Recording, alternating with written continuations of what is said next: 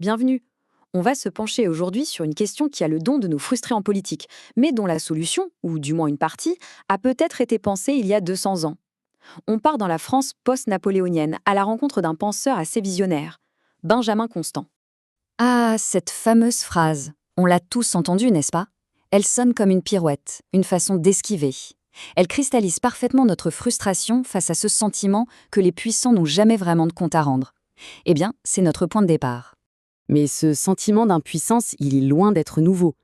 En fait, ce débat sur la responsabilité de ceux qui nous gouvernent, c'est un vrai casse-tête qu'on essaye de résoudre depuis des siècles. Pour y voir plus clair, il faut faire un petit saut dans l'histoire. Alors, c'est parti, remontons un peu le temps. Notre première section nous plonge directement à un moment clé de l'histoire de France. Imaginez un peu la scène. On est en 1815. L'empire de Napoléon vient de s'effondrer. C'est le chaos, la France est à un tournant. Et au milieu de ce désordre, Benjamin Constant, un grand penseur libéral, se dit « plus jamais ça ».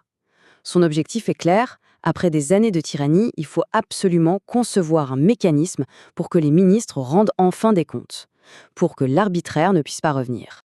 D'accord, mais comment il s'y prend, concrètement? C'est là que ça devient vraiment malin. On aborde la deuxième partie et le cœur de son raisonnement. Une distinction toute simple en apparence, mais qui change absolument tout. Voilà son idée de génie. Constant sépare la responsabilité en deux.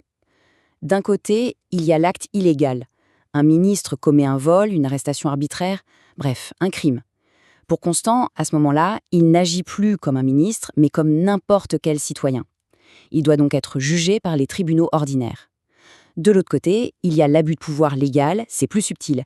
Un ministre lance une guerre désastreuse. C'est une action légale, mais aux conséquences catastrophiques. Là, il est responsable en tant que ministre. Et pour juger ça, il faut une justice d'exception, un tribunal politique. Et il utilise cette analogie qui est juste pas faite pour comprendre. Il dit en gros, si je confie la gestion de ma fortune à quelqu'un et qu'il la gère mal, il abuse de ma confiance, il est responsable. Mais si ce même type force mon coffre-fort pour voler mon argent, là ce n'est plus une mauvaise gestion, c'est un crime. La faute n'est pas la même, le jugement ne peut pas être le même. Allez, on continue. Troisième partie.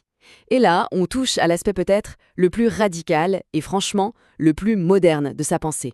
C'est la grande question, l'excuse ultime qu'on entend dans toutes les chaînes de commandement. Je n'ai fait qu'obéir aux ordres. Alors qu'est-ce que Constant répond à ça? Sa réponse est d'une clarté redoutable. Pour lui, l'obéissance aveugle, c'est le pire des dangers. Un agent de l'État, ce n'est pas juste un robot. Il a une conscience, un jugement. Et il doit s'en servir. Accepter l'idée qu'on peut obéir passivement à n'importe quel ordre, c'est tout simplement ouvrir la porte à la tyrannie. Et ce qui est absolument stupéfiant, c'est que cette idée du devoir de désobéir à un ordre injuste, il la pose noir sur blanc, 130 ans avant que ça ne devienne une pierre angulaire du droit international au procès de Nuremberg. 130 ans d'avance. C'est tout simplement visionnaire. D'accord, mais alors, ce fameux tribunal politique, comment il fonctionnerait en pratique? Voyons dans cette quatrième partie le mécanisme plutôt ingénieux que Constant avait imaginé. Le processus qu'il propose est très cadré. Étape 1, l'accusation. Elle vient des représentants du peuple, la Chambre des députés.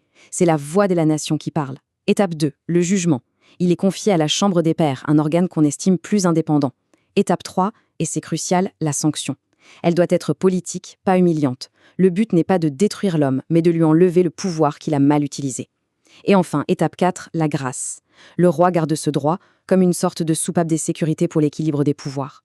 Mais au fond, pourquoi tout ce système? La cinquième et dernière section nous révèle le but ultime de ce mécanisme. Et c'est beaucoup plus subtil qu'on pourrait le croire. Et c'est là qu'on tombe sur un paradoxe. Constant l'admet lui-même, son système n'est pas fait pour remplir les prisons. Au contraire, il pense que les condamnations seront très rares. Alors à quoi ça sert, si au final on ne punit presque personne? Eh bien, le véritable objectif est double. Le premier, c'est le plus évident. Écarter du pouvoir les ministres qui ont fauté, simple, efficace. Mais le second objectif est encore plus important. Il s'agit de maintenir la politique vivante. Le simple fait de pouvoir dénoncer, débattre publiquement des actions du gouvernement, ça oblige les citoyens et les élus à rester vigilants. Ça nourrit le débat. Et c'est ça finalement le moteur d'une démocratie. Cette phrase résume tout. Pour Constant, le plus grand danger, ce n'est pas une mauvaise décision isolée. C'est le pouvoir d'agir sans règles, sans contrôle, sans avoir à se justifier. C'est ça, l'arbitraire. Et c'est ça qui détruit la confiance, et à terme la société elle-même. Finalement, la pensée de Constant nous laisse avec une idée très forte. La responsabilité politique, ce n'est pas juste une affaire de sanctions ou de tribunaux. C'est d'abord un débat public permanent, un examen constant du pouvoir. C'est peut-être ça, la seule vraie garantie contre l'arbitraire. Et cette idée, aujourd'hui, elle est plus pertinente que jamais.